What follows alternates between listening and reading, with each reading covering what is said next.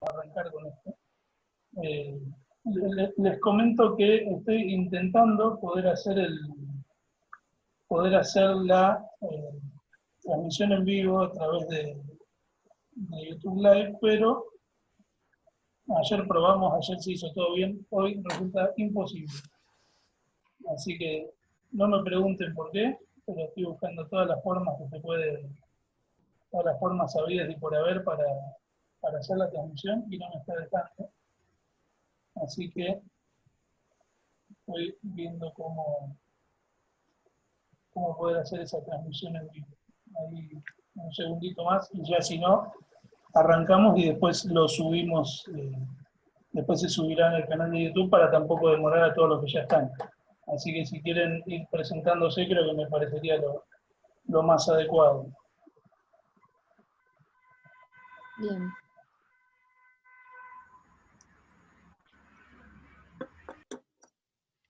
Este es el momento en el que nos ordenamos y uno se presenta y después arranca el resto.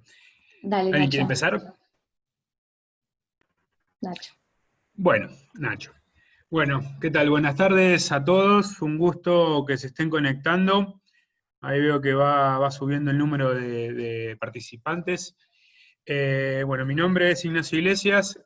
Soy licenciado en Relaciones Internacionales y, bueno, compañero de Rodrigo en la maestría de Sociología Política Internacional en la Universidad Nacional del 3 de Febrero.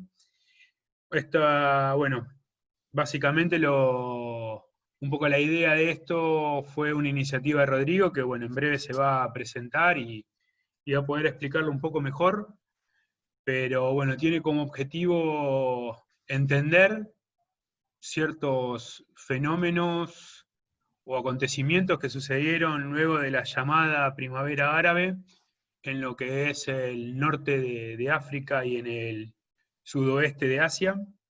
Yo particularmente voy a estar trabajando temas de seguridad internacional referido a la conflictividad que se generó a partir del año 2011, y eso seguramente lo vamos a ver, creo que por ahí en la 7ª charla. Así que bueno, pero bueno, mientras tanto es importante que en las primeras vayan viendo algunos otros temas puntuales, sobre todo una discusión que nos sucedió acá en el grupo, que tiene que ver con si le vamos a llamar Primavera Árabe, si nos gusta llamar Primavera Árabe, si nos gusta llamar Medio Oriente, ¿qué es Medio Oriente? Seguramente cada uno tiene una perspectiva distinta, pero bueno, a veces depende de dónde se lo mire, va a tener unos nombres u otros. No quito más tiempo, paso la pelota. ¿Sigo? Bueno, mi nombre es Cecilia Ciballero, soy licenciada en Sociología. También me encuentro haciendo mi tesis de maestría en Sociología Política Internacional de la Universidad de 3 de Febrero. Soy integrante del Departamento de Medio Oriente del Instituto de Relaciones Internacionales de La Plata.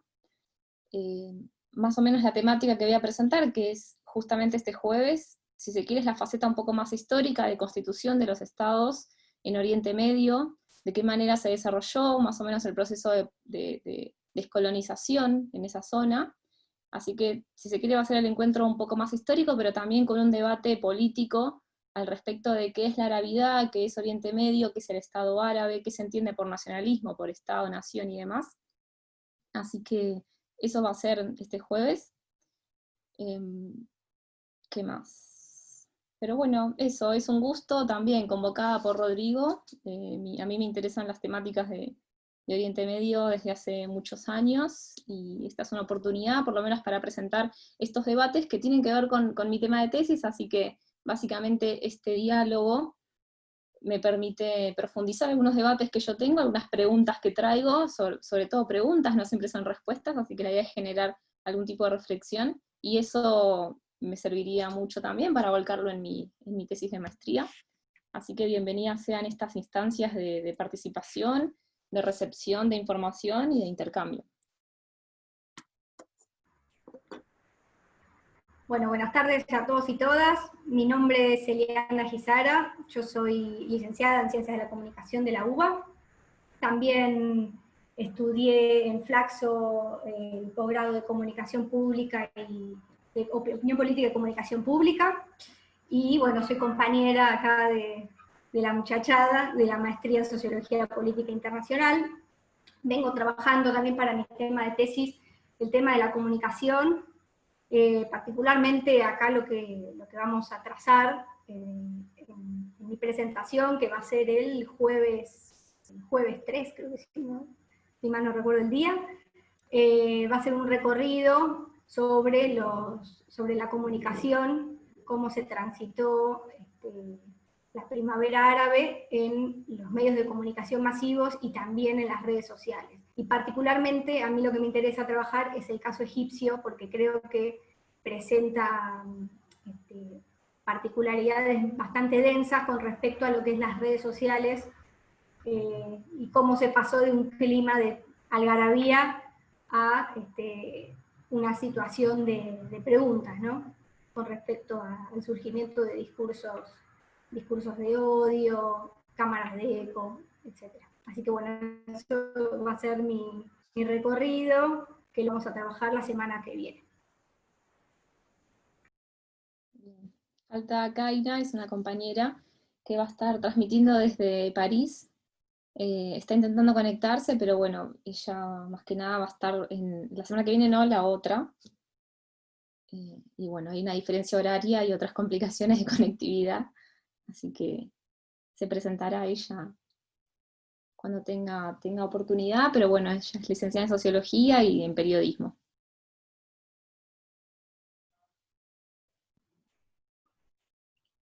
Y ahora, Rodri, ¿no? Quedaría por Y presentarse. ahí está Rodrigo. Buenas tardes a todos y a todas. Les quiero comentar que ayer hicimos una prueba excelente de lo que es transmisión en vivo a través de YouTube Live, lógicamente privada, para que quede grabada solo para nosotros, pero no sé por qué hoy por hoy no podemos transmitir en vivo. De todas formas se está grabando el video y una vez que se termine, apenas se termine la reunión, lo vamos a subir al canal. Después ajustaremos qué es lo que ha pasado, pero considero que no podemos seguir retrasando a todos los que se sumaron en tiempo y forma. Así que, bueno, ya acá los compañeros se han presentado, los compañeros y las compañeras se han presentado. Me presento yo, que soy Rodrigo, algo así como el que inventó toda esta idea de un espacio geográfico, que arrancó más que nada como pensándose como una especie de idea de cómo subir charlas, cómo subir clases, mejor dicho, para las distintas cátedras, pero que después se fueron pensando otras cuestiones más vinculadas con cómo poder presentar tanto la geografía como las otras ciencias sociales de una manera más abierta para todo aquel que lo quiera ver. Así que bueno, arrancamos haciendo algunos videos, arrancamos haciendo charlas, y ahora, en base al grupo de compañeros y compañeras que tenemos en la maestría, decidimos armar un ciclo de charlas que, bueno, nos tiene acá. Así que, primero que nada, gracias a todos y a todas por estar acá presentes. La verdad que la convocatoria superó todas nuestras expectativas. Enseguida se completaron los cupos, si bien todos no se han hecho presentes ahora, pero ha superado mucho nuestras expectativas. Así que nada, bienvenidos a este ciclo de charlas que está vinculado con una de las regiones que es más importante para analizar desde cualquier perspectiva que uno pretenda hacerlo. Creo que, bueno, ya acá mis compañeros se han presentado, y bueno, sin más preámbulo, vamos a pasar a lo que es más importante. ¿Sí? Este ciclo de charlas va a tener 8 encuentros, en donde vamos a hacer en este primero una especie de encuentro introductorio, y después vamos a ir desandando las distintas particularidades. Ya Cecilia dijo cuál era la temática que va a abordar, y después vamos a ir haciendo la semana que viene algo más vinculado con desmenuzar un poco lo que fue el conflicto que ya lleva casi una década. Este año, diciembre de este año, ya cumplió una década, y poder desarmarlo desde tanto las perspectivas vinculadas con los medios de comunicación, con la sociología, con la geografía y también con lo que tiene que ver con las relaciones internacionales. Así que desde ya, repito, agradecido porque nos sigan, y bueno, espero que lo puedan disfrutar. Así que sin más, vamos a arrancar a trabajar con él. Bien. Entonces, nosotros decidimos llamar este espacio como lo que sería el sudoeste asiático y el norte africano, ¿sí? Frente a la primavera árabe, o a 10 años de la primavera árabe. Como bien dijeron los compañeros, la discusión que hubo en torno a cómo armar este ciclo de charlas partió desde el mismo título. Y cuando nosotros tradicionalmente abordamos este bloque regional, nosotros desarrollamos lo que se conoce como mundo árabe o mundo árabe islámico, ¿sí? Pero muchas veces esas cuestiones lo que hacen es tender a generalizar un poco qué es lo que realmente nosotros estamos viendo. Por eso la idea de plantear una perspectiva totalmente distinta, pero que sea a la vez más amplia, más plural, y nos permita introducirnos bien dentro de lo que es precisamente el sudoeste asiático y el norte africano, o como se conoce, SOANA. Pero, más allá de que esto ya peca de redundante, es cuando uno piensa en qué es el SOANA, lo primero que tiene que entender es qué es lo que habitualmente se conoce como Medio Oriente, Próximo Oriente, Cercano Oriente, ¿sí? Y también lo que se conoce como el África árabe, que cuando nos limitamos a pensarlo en lo que tiene que ver más con cuestiones de geografía tradicional, no hacen más que referencia a lo que es el sudeste asiático y a lo que es el norte de África. ¿Sí? Así que cuando pensemos en SOANA, es sudeste asiático y norte de África, que viene también, o lo podrán encontrar en algunos de los materiales que pueden llegar a encontrar en internet, como SUANA, ¿sí? Que proviene de Southwest Asian, y el norte de África. ¿Sí? No me voy a poner ahora a pronunciar todo en inglés, ¿sí? Pero bueno, es esta la idea. Entonces, tengo como mucho la tendencia a preguntar si hasta acá vamos bien, es de lo que me queda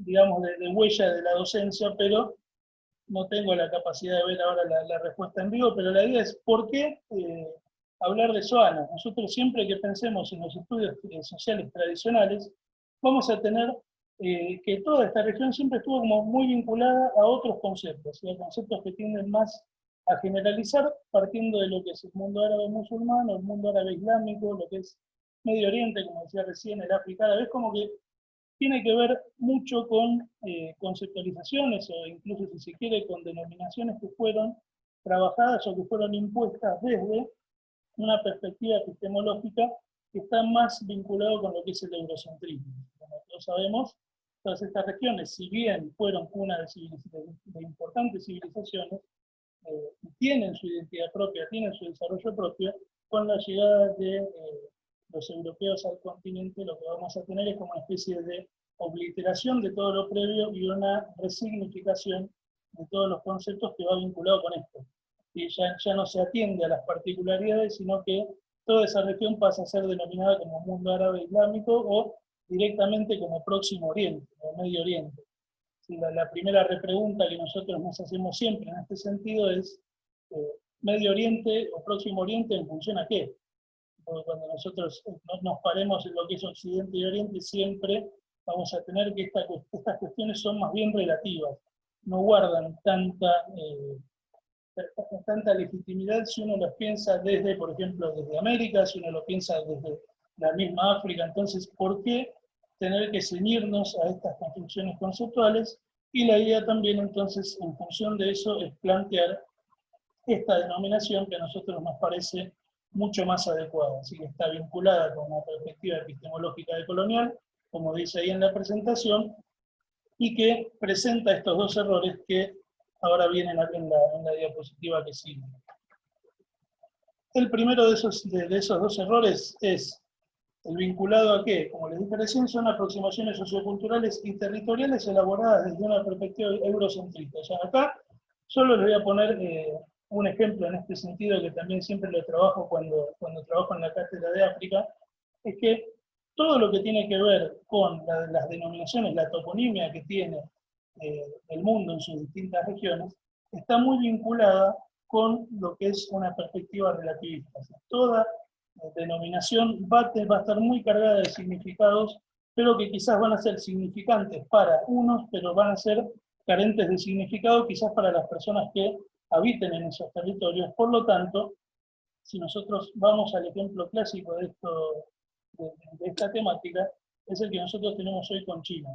Ustedes me dirán qué tiene que ver China con esto. La idea de pensar China en este sentido es que el nombre, digamos, la grafía que define a China, la letra que define la palabra China, se pronuncia Songhou, ¿sí? Y significa el reino del centro. ¿Sí? Cuando uno habla de China, habla desde el reino del centro. Entonces, si uno interpreta por qué China se denomina a sí mismo reino del centro, estamos hablando también de una perspectiva relativista que lo que hace es marcar que para China, China fue el centro, y por ejemplo, el antiguo Zipango, o el Nipón, como se le dice, como se dice en su idioma habitual, es el lugar por donde sale el sol, es el imperio del sol naciente. Si lo mismo ocurre con lo que es Occidente y con lo que es Oriente. En este sentido, Oriente es el lugar por donde sale el sol y Occidente es el lugar donde se pone el sol, que viene de la palabra, o mejor dicho, de las palabras latinas que le dan este sentido. ¿Sí? Entonces, en primer lugar, saquémonos de la cabeza esta idea de pensar en Medio Oriente, de pensar en Próximo Oriente.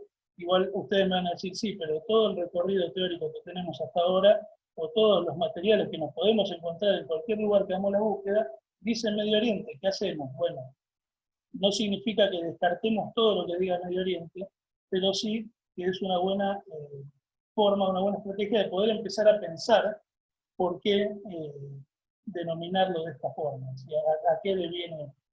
Y si bien vamos a tener una clase en este sentido, que es la clase número 2, que es la que viene a continuación a cargo de Cecilia, y la clase número 7, que está a cargo de Caína, que van a hablar un poco de deconstruir estas cuestiones más que nada vinculadas con la etapa de los imperialismos y principalmente con la etapa europea. ¿Sí? Hasta ahí, el primer error. Perdón. Y el segundo, que nos legitima a denominar al ciclo de charlas de esta forma, es porque, digamos, lo que hacen estas conceptualizaciones es obliterar esa heterogeneidad.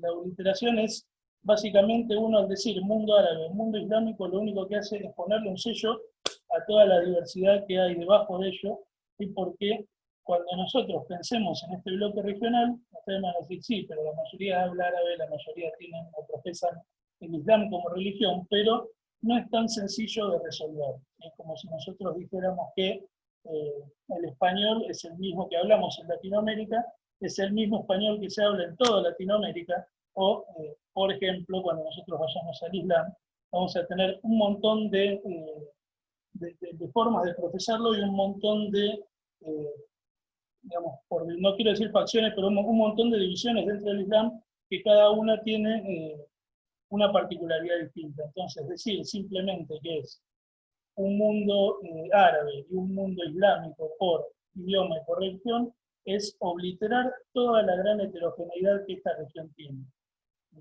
Por eso, la idea de trabajar desde esta perspectiva que es SOAMA. No sé si hasta acá estamos, no sé si se me escucha bien. ¿Sí? Bien. Entonces, como siempre que hacemos una clase que tenga que ver con geografía o una clase que tenga que ver con algún bloque regional, hay algo que no puede dejar de aparecer, que es el mapa, por menos que queramos, en algún momento aparece. Y bueno, acá les aporto uno. Cuando nosotros estemos pensando en esta región, tenemos que comprender un arco amplio que va en el oeste desde lo que es Mauritania hasta el este en lo que es la península arábiga, principalmente Omán y todos los países que están en el costado oriental de la península arábiga. Así tenemos una gran cantidad de países que por eso nosotros al pensar en este ciclo de charlas en un primer momento habíamos dicho, bueno, limitémonos a trabajar sobre el África, sobre el norte de África, pero era como que nos íbamos a quedar cortos. ¿Y por qué? Porque todo lo que tiene que ver con esta vinculación o con esta generalización del idioma y de la religión es algo que trasciende mucho más los límites de un continente, y los límites artificiales de un continente, y que nos permite entender la complejidad y la fluidez de los procesos sociales, cómo se despliegan sobre el territorio en la actualidad, y poder ver que hay mucho más que eso. Por eso, como ven en este mapa, vamos a tener un área de análisis que va a ir desde Mauritania hasta Omán, si se quiere. Así que sería desde el oeste hasta el este. Y, como les decía recién, más allá de que es una religión, más allá de que es una región que presenta bastante heterogeneidad, va a haber dos aspectos que son los que le dan como que lo performan, ¿sí? En este sentido. El primero es idioma, el segundo es religión, el islam, el árabe, y van a marcar unas características bastante particulares en lo que respecta a las estructuras sociales y en lo que respecta a la organización territorial, que es bastante particular. Antes que nada, acá una ampliación del mapa, ¿sí? Siempre se recomienda que cuando uno tiene que dar una clase haya muchos mapas por todos lados, ¿sí? Vamos a ver, como les dije, un amplio abanico de países, pero van a tener, bueno, después voy a volver a lo que iba a decir recién, pero cuando nosotros pensamos, no puedo dejar de lado el tema de la geografía, cuando nosotros pensamos en lo que tiene que ver con la geografía social, lo que estudia la geografía social es precisamente la manera en que sobre el territorio se despliegan ciertas relaciones de producción, ciertas formas de producir y de reproducir el espacio geográfico, y sobre todo ciertas maneras en las cuales esa formación en particular se interrelaciona con otras regiones próximas. Entonces, en ese sentido, cada uno de estos bloques, o cada uno de estos despliegues, va a consolidar lo que es una formación geográfica en particular. Cuando hablemos de cuál es el objetivo de la geografía social, si quiere ir uno a beber de esa fuente, es básicamente interpretar, entender y poder analizar cómo las distintas formaciones geográficas se desarrollan a lo largo de la Tierra. Entonces, como dice la diapositiva, esta región es lo que conformaría una vasta formación geográfica específica que puede a su vez subdividirse en dos grandes regiones, y acá vamos otra vez al tema de lo que es el relativismo. ¿Por qué? Porque cuando nosotros pasemos a, no sé si están todos viendo esa diapositiva, como estoy con un poco de delay, bien, cuando nosotros pasemos a esto, tenemos que considerar una división que es importante, que es la que nos marca la diferencia entre el Magreb y el Mashrek. Sí, perdón, se me pasó ahí. Cuando nosotros hablemos de Magreb, vamos a estar hablando de todo lo que tiene que ver con la parte occidental de la región, y cuando nosotros hablemos de Mashrek, tenemos que hacer referencia a la parte oriental. Tanto Magreb como Mashrek son alocuciones árabes, ¿sí? Que a lo que hacen referencia, ni más ni menos, es precisamente al recorrido aparente que hace el Sol sobre la Tierra. Y ya ha pasado mucha agua bajo el puente, ya sabemos que el Sol no gira alrededor de la Tierra, sino que las cuestiones son totalmente distintas.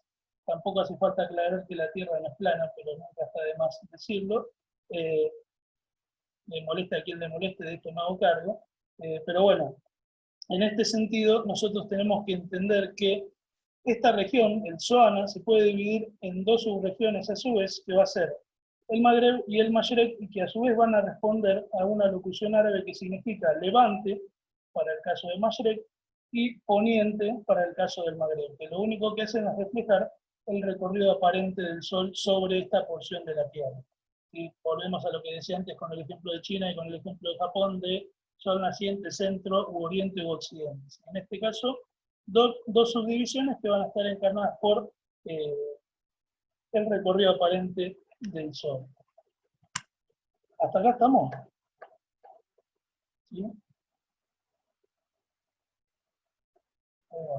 Perfecto. Quería agregarte, Rodri, Sí. que bueno, si alguien tiene alguna pregunta, alguna duda, que la escriba en el chat, y ahí después los vamos a estar recogiendo, y al finalizar la exposición, ahí se va a poder ampliar.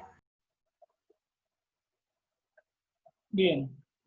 Sí, eso es bueno aclararlo, porque Está abierta la opción para preguntar, está abierta la opción para chatear. Preferimos que las preguntas se vuelquen en el chat, por ahí no, no tanto en el apartado de preguntas, más que nada para concentrar todo en un mismo lugar y que podamos trabajarlo de mejor manera.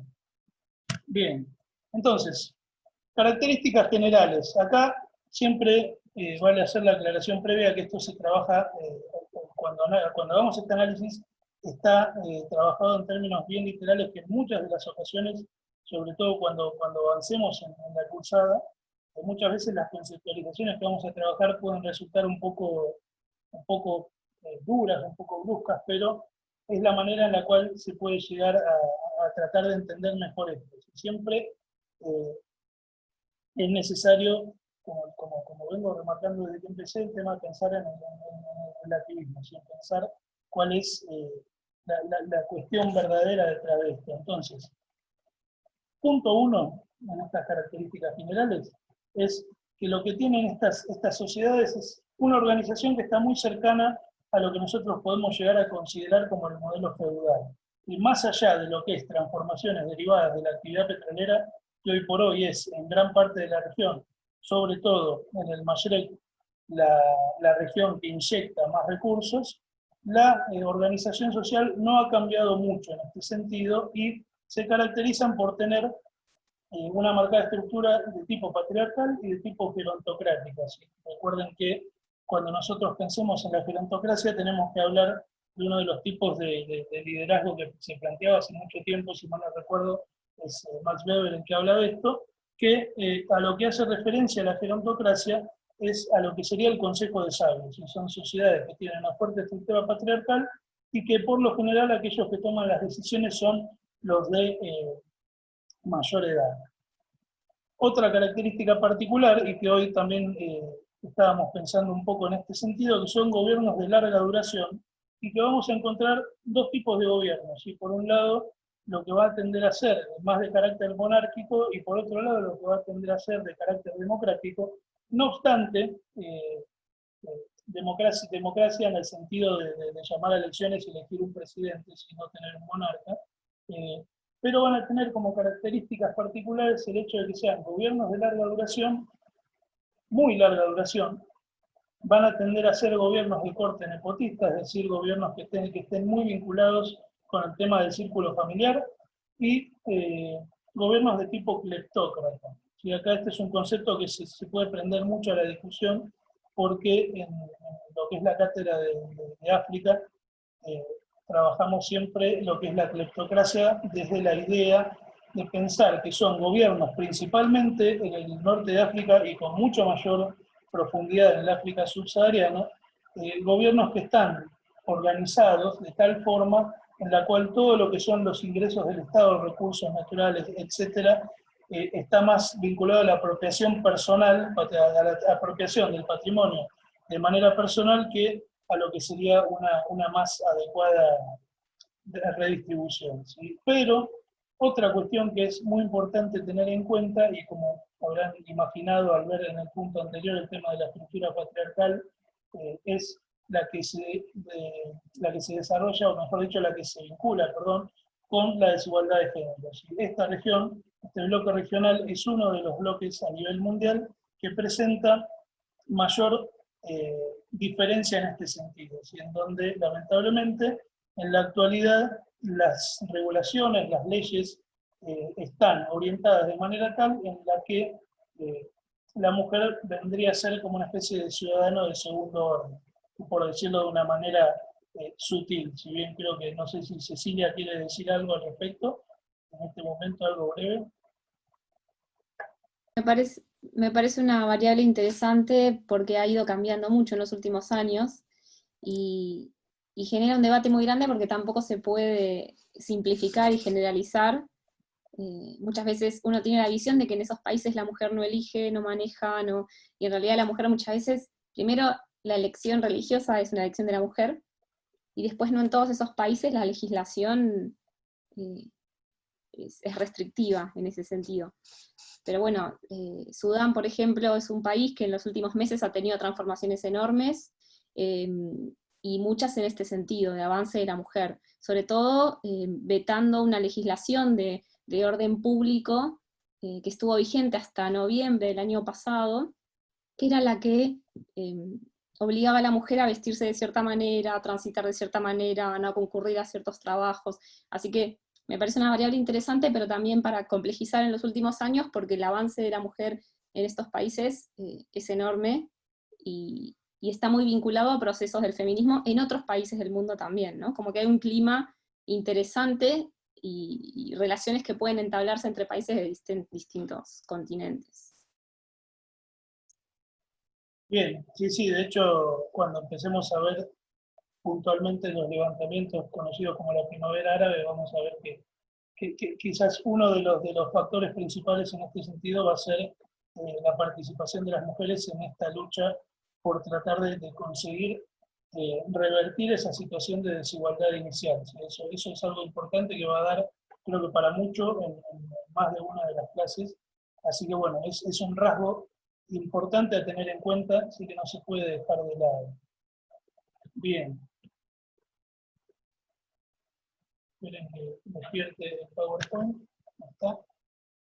Entonces, continuando con el tema de las características generales, nosotros lo que tenemos que tener en cuenta es que toda la estructura espacial, cuando lo analicemos desde cómo están conformados las estructuras internas de cada uno de los países, desde lo que son las ciudades hasta la infraestructura viaria, está muy vinculado con lo que tiene que ver con la herencia colonial reciente, ¿sí? Más allá de su pertenencia a los distintos imperios que se fueron desarrollando a lo largo de la historia, lo que tenemos que tener en cuenta es que está muy vinculado con la herencia colonial reciente, más en lo que tiene que ver con el imperialismo europeo. Así que en su afán por establecer ciudades y a su vez una ciudad portuaria y una ciudad hacia el interior o simplemente una localización en el interior que les permitiera ir hacia su hinterland, por decirlo de esta forma, y extraer el recurso y llevarlo otra vez al puerto, en muchas ocasiones los países van a tener esa particularidad de tener escasa conexión interna y mucha vinculación con lo que tiene que ver con el puerto. ¿Sí? Está todo pensado como una cinta de producción que lo que hace es llevar el recurso hacia la costa y muchas veces se dejó de lado el desarrollo a nivel interno. En este sentido, también responde, o la característica principal es la aparición de lo que son espacios duales. ¿Qué quiere decir el espacio dual? Y acá ya metemos un poquito al desarrollo capitalista también más reciente. La idea de pensar en espacios urbanos, esto es una población que va a estar escasamente distribuida, ¿sí? más que nada en lo que son los valles de los ríos, en algunas zonas de oasis y en algunas zonas vinculadas con la expansión de las áreas de cultivo, pero la idea de espacio dual está pensada desde el punto en el cual quizás en una misma ciudad nosotros tenemos un núcleo urbano de mucho desarrollo, ¿sí? de un elevado target, pero que va a estar rodeado a su vez, como podemos llegar a encontrar ahí en el ejemplo, como puse en la Ciudad de los Muertos, o si se quiere, como ocurre con el caso de Dubái, en donde nosotros tenemos un área urbana que está pensada como algo así como una especie de lujo, de lujo extremo, y que en los alrededores de esa ciudad nosotros vamos a tener toda una serie de asentamientos que no es que estén colocados de forma ingenua e inocente, sino que simplemente es la gente que presta servicio en la zona céntrica. Por eso es como que hay una zona una zona muy integrada, y a su vez hay otra zona muy marginal y que está separado por escasos kilómetros. Y esto es un problema muy complejo porque las ciudades no están preparadas para recibir esa gran cantidad de población y en muchas de las ocasiones terminan constituyendo espacios que no están organizados solo por ser o por marcar una característica en particular. Sobre todo calles estrechas, o sea, más que nada vinculado, como les digo, con lo que sería la falta de planificación en el desarrollo urbano, que es propio de pensar o tener, como por ejemplo Dubái, que es una ciudad que creció en 20 años, se desarrolló en 20 años, y que no tuvo una planificación muy específica, que es lo que pasaba con el entorno de Dubái, sino que simplemente se debió al afluente de las personas que se acercaron hacia allí. No sé si hasta acá estamos. Yo sé que soy pesado con esto, pero es como que estoy hablando solo delante de una computadora y me siento raro. Vamos a pasar a otro aspecto más en lo que tiene que ver con lo demográfico. En este sentido, y como decía recién, todo este bloque regional va a presentar una baja densidad poblacional, ¿sí? Más que nada contrastante con lo que es Asia Meridional o con lo que es Asia del Este, que vamos a tener dos colosos poblacionales como India y como China, y entre los dos suman un tercio de la población mundial. Entonces, este conjunto es de relativa baja densidad poblacional, si bien está teniendo un crecimiento poblacional que, según estimaciones, llevaría casi a duplicar la población para los próximos 30 años. Y esto es estadística, ¿sí? Nada más que estadística, y no hace más que contribuir con esta introducción. Y una particularidad de esto, ¿sí?, es que presenta esa baja densidad poblacional general, pero cuando nosotros pensemos en el territorio de cada uno de los países, vamos a tener que la distribución poblacional que se desarrolla dentro de cada uno de los países suele ser escasa y que responde. O sea, no nos olvidemos que el gran monstruo que aparece siempre en este desarrollo tiene que ver con lo que es el desierto del Sahara y que está casi partiendo al medio, por decirlo de una manera vulgar, el territorio de la mayoría de los países del norte de África, y también considerar que tanto la península arábiga se suma en este sentido, son territorios caracterizados por las bajas precipitaciones, y salvo las zonas que estén más cercanas al Mediterráneo, sobre todo en la zona de los montes Atlas en Marruecos, el resto va a ser una zona caracterizada por lo árido. Entonces, en base a eso, todos los asentamientos poblacionales van a estar relacionados con las áreas costeras y con los valles de los ríos. ¿Sí? Esta característica particular es lo que también va a marcar un desequilibrio poblacional, porque a pesar de que no hay mucha población en el sentido amplio, esa población está mal distribuida. ¿Sí? Es algo muy similar a lo que ocurre con nosotros, y sin tener ningún desierto, pero sí teniendo una diagonal árida en el territorio argentino, que tenemos una gran población concentrada en 3 ciudades y después el resto del país es prácticamente un vacío demográfico. Bien, acá, como yo les marqué en el último punto de esta diapositiva, lo que más interesa en este sentido es el tema de la disponibilidad hídrica. ¿Sí? La población siempre va a estar relacionada con el agua, con el recurso agua, eso es fundamental. Vamos a pasar a otro punto. No sé si hasta acá está bien o si sigo hablando. No sé si se entiende hasta ahora. Perdón, pero quiero cerrar el chat y termino tocando cualquier cosa. Ahí está. Entonces, ahora volvamos un poquito a lo que tiene que ver con la propiedad de la tierra. Quiero verla ahora también para no excederme mucho. La propiedad de la tierra, en este sentido, y como les decía, esa organización de tipo casi feudal, social, también se replica en lo que tiene que ver con el territorio. Van a ser grandes propietarios, principalmente terratenientes, y absentistas. ¿Qué es lo que quiere decir absentista? La persona tiene la tierra pero no está, no la trabaja. Entonces, lo que hacen, por lo general, es lo que se conoce como el subarrendamiento o alquilar la tierra para que alguien la trabaje. Vamos a tener una característica también muy importante en este sentido, que es la idea de la propiedad colectiva. Cuando nosotros pensemos o cuando nosotros analicemos etapas previas en esta región, vamos a ver que aparece un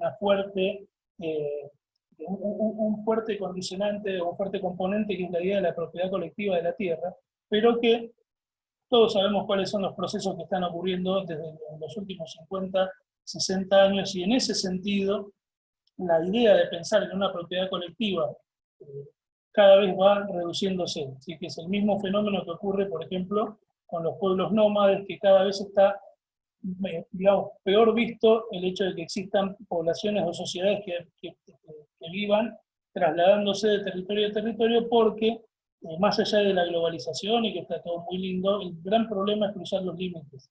Entonces, cuando alguien cruza los límites, por lo general no es bienvenido, y en ese sentido empiezan a dispararse las alertas, y esto es lo que hace ir desapareciendo el nomadismo y también lo que hace ir desapareciendo la propiedad colectiva del suelo. Entonces, característica principal, terratenientes, absentistas Y bueno, el segundo punto es lo que yo les mencioné antes, ¿sí? Que las tierras están mal conectadas, muchas veces están mejor conectados con el resto del mundo que entre sí, por una cuestión que responde a esa lógica de exportación, y que lo que van a hacer es profundizar también esas desigualdades, está mucho más concentrado o mucho mejor integrado a la zona costera que lo que ocurre con el resto de las regiones del planeta. Bueno, realmente me siento como si estuviera en una clase de geografía, que quiero decirles, ¿sí? Pero bueno, la idea de esto es profundizar un poquito más, y más allá de esto de la propiedad en manos de grandes terratenientes, tenemos que delinear una serie de actividades económicas que son las que van a ser más importantes en este sentido, y que van a estar vinculados con la agricultura intensiva de regadío, y principalmente en los valles de los grandes ríos. Creo que a todos en algún momento, tanto en la geografía como en la historia, en nuestra formación en el secundario, y quizás en alguna parte también del terciario, nos han insistido con el tema del Nilo, y el Nilo, y el Nilo, y el Nilo, y todo lo que crecía a los márgenes del Nilo, ¿sí? Es agricultura intensiva, es poco espacio, y lo intensivo refiere a poca superficie y mucho rinde, ¿sí? Que muchas veces incluso está vinculado con lo que se conoce como el trabajo capital intensivo o la transformación del tipo de capital intensivo, que es meterle mucha tecnología y mucha plata para que una escasa superficie o una escasa porción de territorio tenga mucho rinde. Entonces, agricultura intensiva de regadío en los valles de sus grandes ríos. En segundo lugar, lo que es agricultura tradicional de subsistencia y la transhumancia. La transhumancia es algo también que está prácticamente extinto. En Argentina tenemos una zona que está acá muy cerca de donde vivo, que es lo que se hace con digamos, el pastoreo, lo que sería tradicionalmente el pastoreo, en donde se va mudando a la cabaña, que se la va trasladando de un lugar a otro según la disponibilidad de pasturas, y para hacer, bueno, Cecilia, que quiere hablar, diga. La veranada y la invernada. Exactamente, Pobres ¿no? mapuches. Estaba dando vuelta a la palabra porque no me salía puntualmente el concepto, que es precisamente eso. Las imágenes son muy pintorescas, y las imágenes que hay sobre lo que es la transhumancia, que es un tipo de agricultura pensada con otra lógica totalmente distinta, que está más vinculada a lo que es la subsistencia. Es una agricultura de tipo familiar, una agricultura de pequeña escala, en donde no se piensa como objetivo principal al lucro. ¿Sí? Acá no aparece el lucro como el primer objetivo, sino que eso pasa a ser algo secundario. ¿Sí? Es abastecer, intercambiar con otros pobladores o con otras familias, y en tercer lugar, lo que, digamos, el excedente que se tenga, se comercia, ¿sí? Pero no es el objetivo principal. Bien, no sé si hasta acá me siguen. Yo me pongo a leer las preguntas, perdón, pero no lo puedo evitar. Entonces, vengamos de vuelta acá. El tercer tipo de agricultura, como les decía recién, es el de tipo capital intensivo, pero principalmente para lo que es elevado valor. Hay algo que tenemos que pensar, y que yo siempre le digo a los chicos, tanto del secundario, del terciario, de la universidad, que es que el que hoy piensa que algo en el mundo no se rige por la plata, está totalmente equivocado. Estamos en un mundo capitalista, bienvenidos al capitalismo. Todo lo que pueda existir dentro de la tierra puede ser lo que sea, pero no puede dejar de estar vinculado con el capitalismo, y en este sentido aquello que tenga mayor valor va a tener la posibilidad de tener un mayor desarrollo o una mayor integración. En este sentido, todo lo que tiene que ver con cultivos de zonas mediterráneas que estén vinculadas con la exportación, van a apuntar directamente a lo que es el cultivo de tipo capital intensivo. El cultivo que va a tener incluso regadíos de tipo artificial, va a tener mucha introducción de tecnología, y va a apuntar precisamente a esto, o sea, orientarse al mercado externo, que a la larga o en el largo plazo es un gran problema, porque todo lo que tiene que ver con el mercado interno al mismo tiempo mina la capacidad de obtener esa soberanía alimentaria de parte de las sociedades que habitan allí.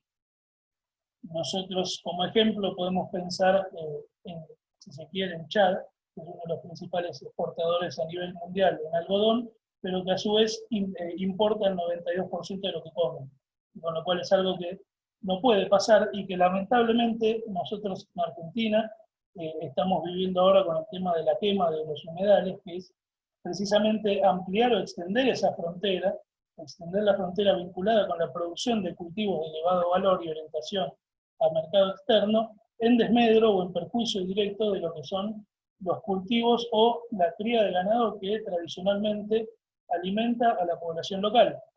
Esto es, no quiero ser pájaro de mal agüero, no quiero traer acá las malas noticias del momento, pero en el largo plazo un modelo que apunte a la producción de cultivos orientados al mercado externo, que además desgastan notoriamente la capacidad del suelo, tiende a que en el corto plazo, ya lo estamos empezando a ver, el tema de importar alimentos, en el corto plazo esa cantidad de alimentos que se importe va a ser cada vez mayor y va a tender a debilitar lo que es la soberanía alimentaria. Hasta acá, todo muy lindo. Se vienen estos tres puntos que faltan, que es extracción de hidrocarburos, lo que tiene que ver con el petróleo, ¿sí? El petróleo principalmente en lo que es el Mashrek, por formación geológica, tiene una vasta cantidad de reservas comprobadas y la extracción de hidrocarburos es algo que desde el siglo XIX se está apuntando en la región y que en la medida en que va pasando el tiempo cada vez se vuelve de vital importancia, no solo digamos, por el flujo económico que puede generar, sino también pensando en un horizonte próximo de agotamiento.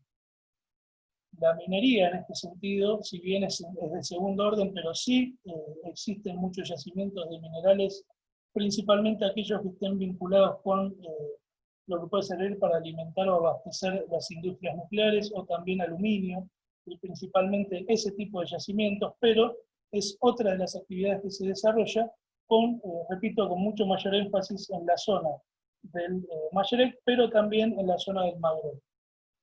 Y por último, que es lo que por ahí nosotros nos llega más, que es que en la última década y media, se ha promovido mucho todo lo que tiene que ver con el sector de servicios. Y cuando nosotros, lo que yo decía antes, pensar en Dubái, pensar en todo lo que es la península arábiga, sobre todo los países de la costa del este, de la península arábiga, están vinculados con todo lo que tiene que ver con el turismo de élite. Es una transformación del aparato económico de esos países vinculada al sector de servicios, pero no a cualquier servicio en particular, sino específicamente a lo que tiene que ver con el turismo de élite. Creo que todos hemos visto a esta altura las islas artificiales que están formadas ahí en la costa del Golfo, o los hoteles, como autodenominaron ellos, el Burj Khalifa, que es de 7 estrellas, no de 5, y que viene vinculado a estas cuestiones. No obstante, como decía antes, el tema del espacio dual, así como tenemos mucho vínculo con lo que es el exterior, cuando nosotros pensemos en el interior, vamos a tener mercados internos poco desarrollados y que van a estar dispersos de manera casi polarizada. ¿Sí? Centros urbanos, puertos y no mucho más. Y lo peor de todo esto es que la falta de infraestructura es lo que hace que trasladar un insumo, un bien, desde la costa hacia el interior, sobre todo en lo que tiene que ver con la disponibilidad de alimentos o la disponibilidad de bienes de primera necesidad, hace que se encarezca mucho. ¿Sí? Esto, si alguien quiere o está anotando, o lo que sea, márquele un puntito ahí, porque la idea de pensar en el encarecimiento de los bienes de primera necesidad va a ser algo que va a reaparecer en 2010, cuando nosotros pensemos en el porqué de la primavera árabe. Les prometo que no los aburro mucho más, ¿sí? Por las dudas, ¿sí? Ya esa era la última. Perdón. Perdón porque... Ahí está. Volvamos acá. Última diapositiva, despiértense. Vamos. Ahí está.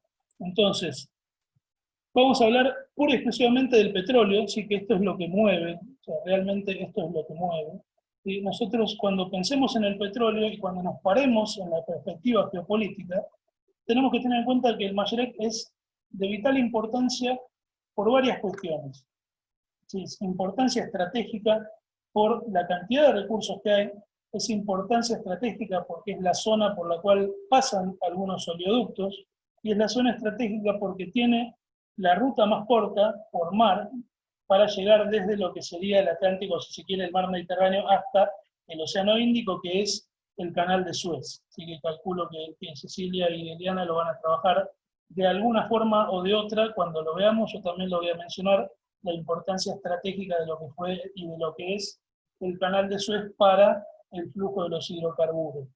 En ese sentido, y volviendo a lo anterior, otro dato de vital importancia es que en conjunto poseen el 50% de las reservas globales comprobadas, lo cual, a pesar de que se siguen realizando descubrimientos de lo que tiene que ver con los yacimientos no convencionales, sigue siendo una de las zonas de mayor importancia por la accesibilidad que se tiene al recurso, porque la mayoría de los nuevos yacimientos que se están descubriendo son los que están vinculados con el shale oil o con lo que se trata, o con lo que se puede extraer a través del fracking, o la fractura hidráulica, que necesita mucha inversión para poder extraer, y por lo general las ganancias tienden a ser menores. Entonces, este tipo de petróleo, más allá de que a su vez existen distintos tipos de petróleo en cuanto a su densidad y en cuanto a su composición química, que los hacen más o menos, de mayor o menor valor, esta zona es la más estratégica en este sentido. Y por eso es importante pensar que la existencia de estos recursos generó y genera una gran inyección de capitales, lo cual nunca se va a ver reflejado en lo que es la redistribución, consecuencia de todo lo que había mencionado anteriormente, principalmente por el tipo de organización casi de tipo feudal, y que está muy vinculada con lo que tiene que ver con los grandes terratenientes, con lo que tiene que ver con la cleptocracia, con el nepotismo, que es pocas familias que se quedan con la mayor cantidad de los recursos, que redistribuyen muy poco, ¿sí? Y que dejan en evidencia esta idea de crecimiento y desarrollo, que son dos conceptos que muchas veces tienden a confundirse o a tomarse por uno solo, y que en realidad son muy diferentes. Se puede tener un gran crecimiento económico, pero el desarrollo se refleja en el crecimiento de otros estándares, tales como educación, salud, que muchas veces no ocurre, ¿sí? Lo cual es como que produce, y no seamos tampoco ingenuos en esto, reproduce en base a su inserción geopolítica global la organización social de la región. No es que esto es un producto propio de la región, sino que, porque estaríamos siendo reduccionistas, sino que acá tenemos que pensar en muchos factores que consolidan, tanto internos como externos, que consolidan esa organización social. Finalmente, y como nombrar los 90, creo que para todos los que lo vivimos, que en el caso de todos los que estamos acá como panelistas hemos vivido los 90 de una forma o de otra, nombrar los 90 es como nombrar, enseguida uno nombra algo negativo, y no deja de ser cierto, tanto en Latinoamérica también como en esta región, porque a partir de los 90, todas las industrias vinculadas al petróleo han tenido un enorme crecimiento, siempre en perjuicio de los otros aparatos industriales, y que están siempre vinculados, así como la existencia del consenso de Washington le pegó a Latinoamérica muy fuerte, también vamos a tener que el consenso de Washington impactó de igual forma en esta región, sobre todo en los países de África del Norte, en donde todos los otros aparatos productivos industriales que venían con un impulso de las décadas intermedias del siglo XX, como también va a trabajar Cecilia cuando veamos el caso de Egipto, van a ir siendo desmanteladas por los ajustes de los sucesivos gobiernos, que van a estar manejados y orientados pura y exclusivamente por las recomendaciones de los distintos organismos financieros internacionales, entiéndase FMI y entiéndase Banco Mundial. Todo este tipo de cuestiones que tienen que cumplir para poder acceder al financiamiento, y eso generar un ciclo de deuda bastante importante. Bien. Ahora, 7 y 6. Fácil. Esto es más o menos la idea de lo que nosotros pensamos como introducción al curso, es rasgos más bien generales, ¿sí? Porque hoy solo podríamos estar hablando 3, 4, 5 horas tranquilamente de este bloque regional, pero son temas que vamos a ir explotando y explorando en los próximos encuentros. Entonces, hasta acá sería el encuentro de hoy. Yo lo que los invito a que si alguien quiere preguntar algo, y también los invito, lógicamente, a los próximos encuentros, porque no me van a escuchar a mí, ese es el primer punto bueno de todo esto, y el segundo punto es que podemos pensar en esa pluralidad que yo,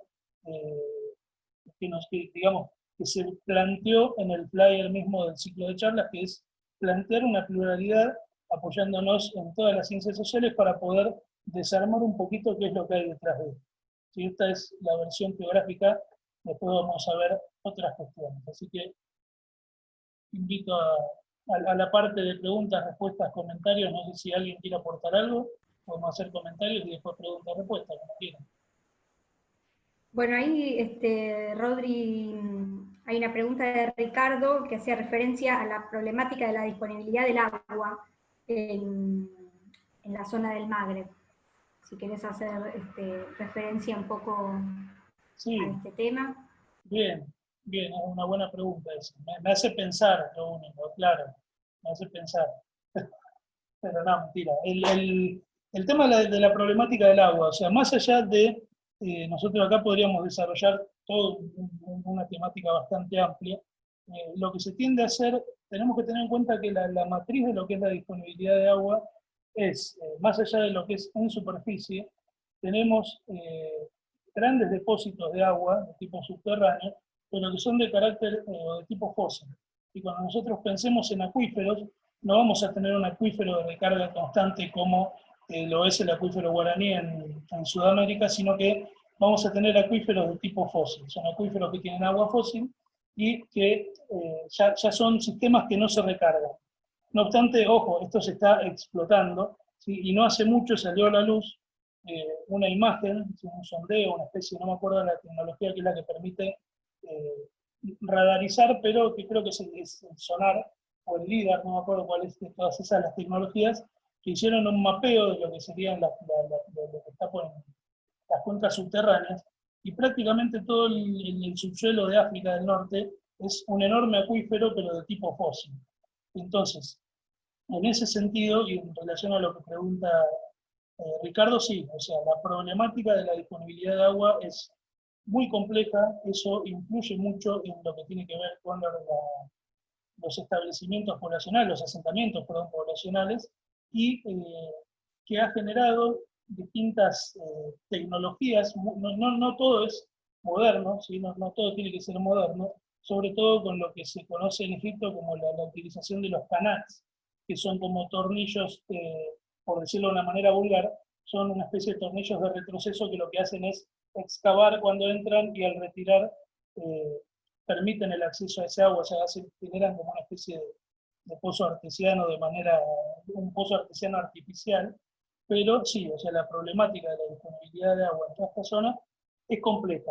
Y si no me quiero extender mucho más, pero si uno analiza el típico y recontratrillado, pero siempre vigente conflicto palestino-israelí, ahí quizás es donde se problematiza el tema de la disponibilidad de agua, porque Palestina tiene cierta cantidad de recursos hídricos, pero subterráneos, sobre todo, pero que están siendo extraídos y fuertemente limitados para la población para los territorios palestinos.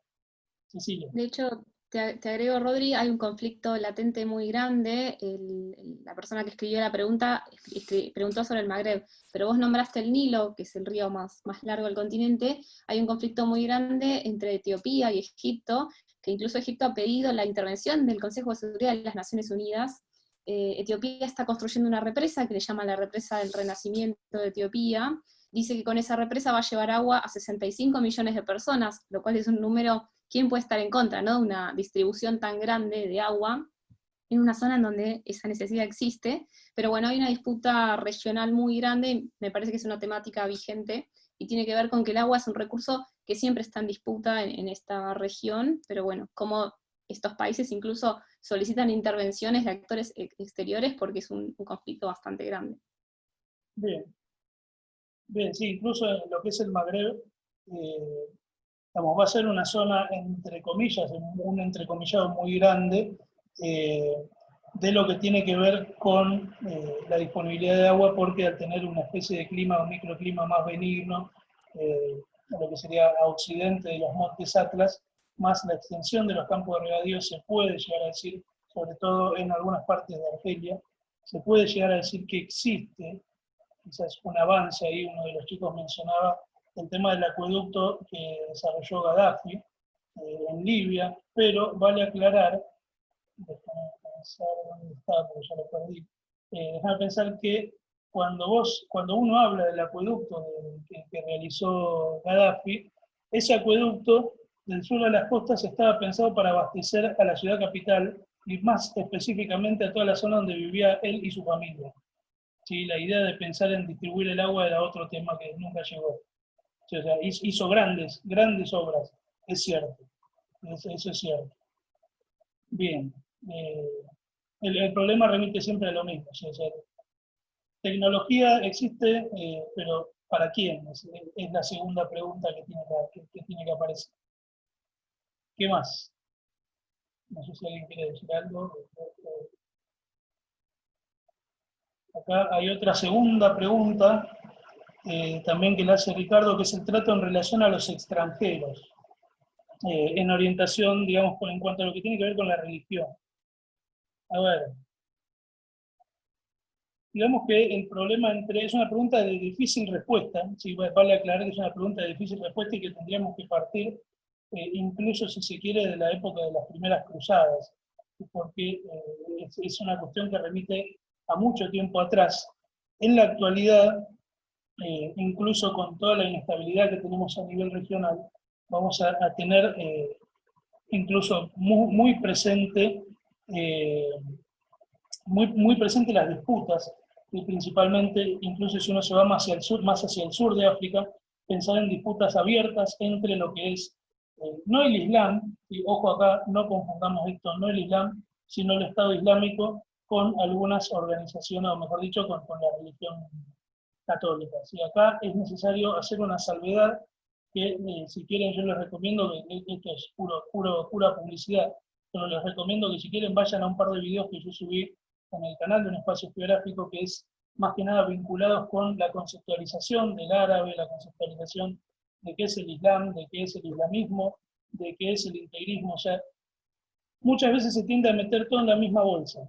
¿Sí? Y el problema es precisamente ese. Nosotros hacemos un estudio o analizamos cuestiones que están lejanas y que muchas veces tendemos a meter todo en la misma bolsa y decimos, bueno, el Islam, cada uno que entra en la zona del Medio Oriente o en la zona del sudeste asiático, maltrata a todas las otras religiones. Y la realidad es que cuando uno lo analiza a escala global y en una dimensión histórica, vamos a tener que quizás el problema es por lo general al revés. Por lo general al revés. Incluso si uno lo traslada a lo que fue la guerra de los Balcanes con la disolución de Yugoslavia, los principales destinatarios, más allá de las distintas luchas entre nacionalismos, estuvo dirigido precisamente hacia el Islam, o sea, hacia el que practicaba la religión islámica. ¿Sí? Pero acá hay que separar Islam por un lado y lo que es el Estado Islámico por otro lado. Son dos cosas distintas. Así que trato en relación, yo te diría que si vos, no se puede negar que existe una conflictividad, pero esa conflictividad tendría que ser analizada a una microescala y que seguramente lo vamos a analizar en la clase, si mal no recuerdo, en la clase 5. Así que básicamente el trato, como te digo, primero hay que desmenuzar y después profundizar ahí. No sé si alguien quiere agregar algo. No, yo, algo súper breve, que muchas veces esta simplificación lleva a pensar que los conflictos políticos en Oriente Medio siempre están atravesados por una fragmentación confesional, y en realidad esa es una simplificación muy común de los medios de comunicación o de una forma,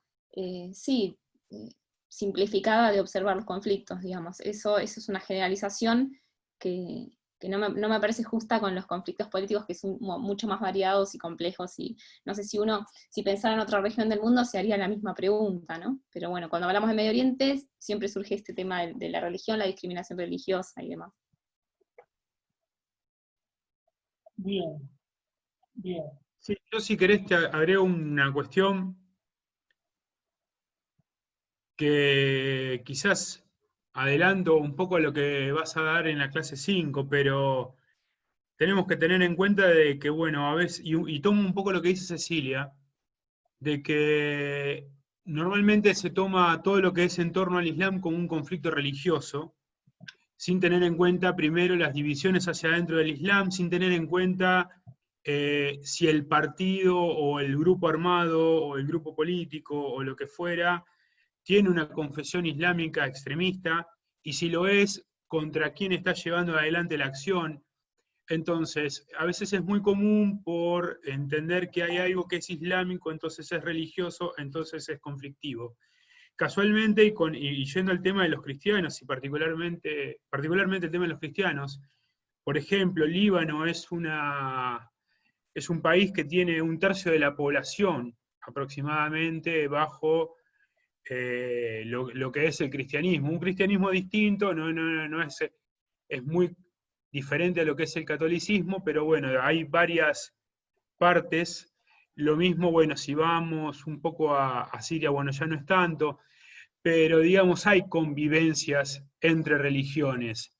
El problema es que creo que haber tomado o tomar el caso de Israel con Palestina como si fuera el conflicto de la región, a veces lleva a pensar en que, bueno, todos son luchas entre religiones, cuando inclusive se puede discutir si el conflicto entre Israel y Palestina es un conflicto de religión. Si lo analizamos más detenidamente, es un conflicto entre naciones, o es un conflicto político, es un conflicto que tiene que ver con ideología nacionalista, si se quiere, más que cuestiones religiosas. Bien, acá estoy viendo que hay otra más. La del sistema educativo, en muchas ocasiones es muy complejo analizarlo por lo general, en base a la inestabilidad propia que existe en algunos países.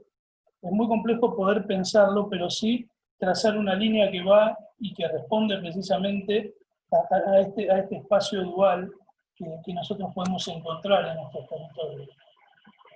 Solo voy a plantear una especie de ejemplo, ¿sí? Nosotros cuando nos traslademos hacia Irak, que quizás nos estamos yendo un poquito, pero Irak hacia mediados de los 80 era un país que tenía, a principios de los 80, perdón, era un país que tenía gran desarrollo en lo que tenía que ver con la industria y había empezado a tener un gran desarrollo social en lo que respecta a salud y en lo que respecta a educación, siendo uno de los principales socios hasta ese entonces, y que es una charla que en breve va a estar volando por ahí en el canal, de norteamericanos en algunas cuestiones, pero hasta el momento en el cual Irak decidió no venderle más petróleo a Estados Unidos porque dijo, bueno, me estoy desarrollando, y yo me estoy desarrollando, necesito más petróleo para abastecer mis mercados, y te lo voy a vender de otra forma. Irak a partir de ese momento le puso el sello de malo, después vino la guerra de Irak contra Irán, en donde casi fue, no me van a dejar, no me van a dejar hablar pavadas más allá de la hora que yo llevo, donde fue prácticamente obligado a luchar uno contra otro para debilitar toda la región del Golfo Pérsico, y en ese sentido, lo primero que se apuntó digamos, en esta desarticulación es como ocurre siempre, que es industria, salud, educación. ¿Sí? Son los tres pilares hacia donde se dirige. O sea, si yo te tengo que decir hoy cómo es el sistema educativo en las dos regiones, puntualmente yo te diría que existen grandes desigualdades y existen grandes problemas de accesibilidad. ¿Sí? Pero hasta ahí te voy a hablar. Porque si te quiero profundizar, voy a estar sacando guitarra y te voy a decir cualquier cosa y no estamos acá para decir cualquier cosa. Sí lo podemos tomar como pregunta para anotarla y después responderlo en los próximos encuentros, porque sí es un tema, hubo varios que me preguntaron si íbamos a tener una clase vinculada a un giro didáctico, si esta charla está más pensada, este ciclo de charla está más pensado hacia lo que es teórico, hacia el análisis teórico, pero no descartamos por ahí más adelante hacer algún mini video de algunas cuestiones así. Y creo que la educación en este sentido es un indicador que es necesario ser contemplado, más allá de que la misma inestabilidad y la misma desigualdad propia de estos países le da cierta respuesta. Son países muy segregados a nivel social. Bien, por último, con esta pregunta nos vamos un poquito,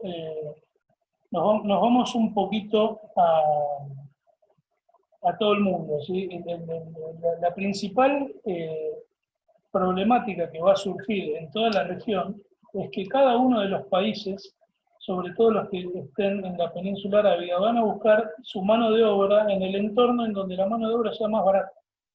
Esto es un problema que es gravísimo porque siempre el capital se dirige hacia regiones en donde las regulaciones laborales son menores, son peores, y donde no hay mucha representación de los trabajadores y las trabajadoras. Entonces, en ese sentido, es también un componente importante que acrecienta el fenómeno de las migraciones y que muchas veces acrecienta no el fenómeno de las migraciones, sino el fenómeno de las migraciones de tipo irregular, ¿sí? O lo que serían los desplazamientos, solicitudes de asilo, los refugiados, y que no solo es derivado de los conflictos intraestatales de los cuales nos va a hablar Ignacio más adelante, sino más adelante, mucho más adelante, pero que también es importante entender el impacto social. O sea, vos lo que vas a tener es sociedades que ya de por sí necesitan salir a buscar el trabajo y que muchas veces el trabajo o la facilidad de tener trabajo lo consiguen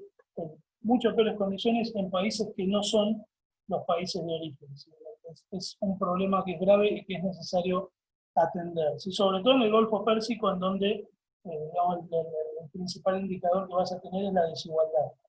Porque no es que el que va a trabajar a la zona del Golfo Pérsico va a percibir un mejor sueldo, sí va a percibir un mejor sueldo de tipo relativo, pero no va a ser un mejor sueldo en lo que necesidades básicas se podría pensar.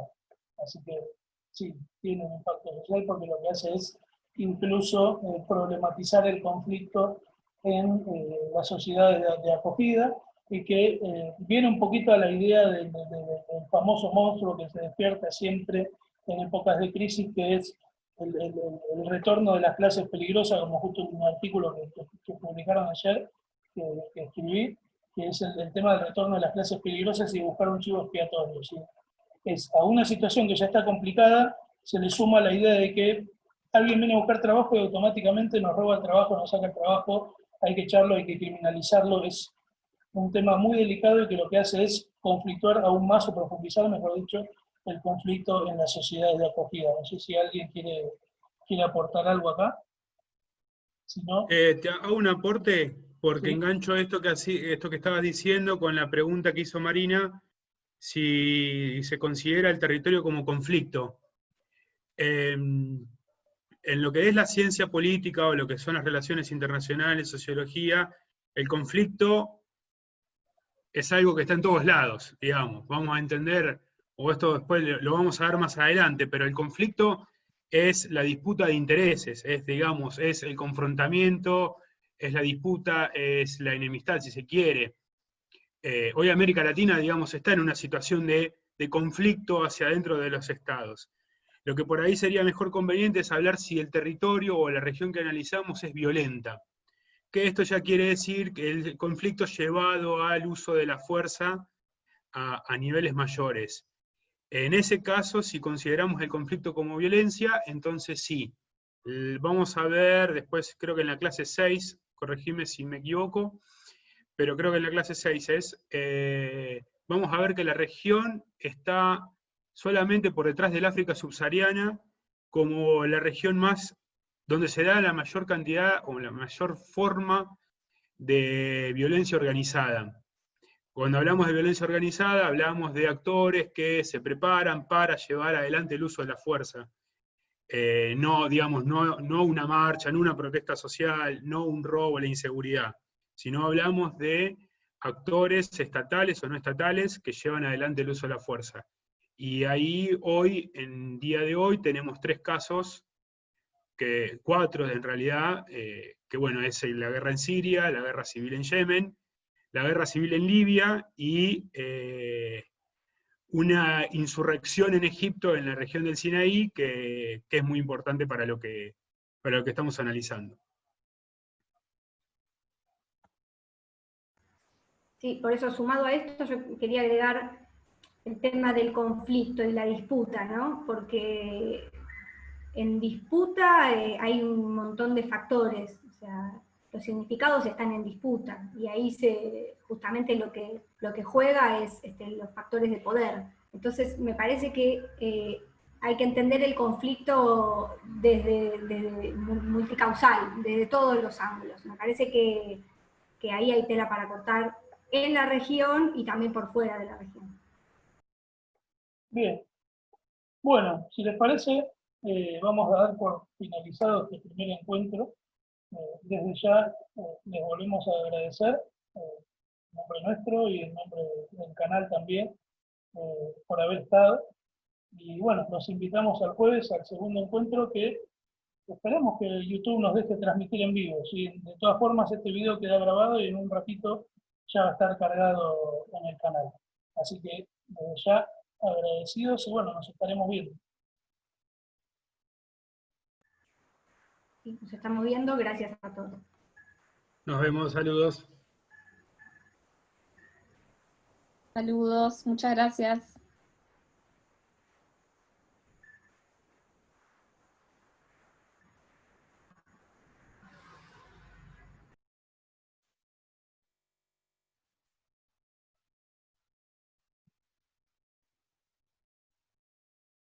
Y Nosotros nos quedamos a hacer como una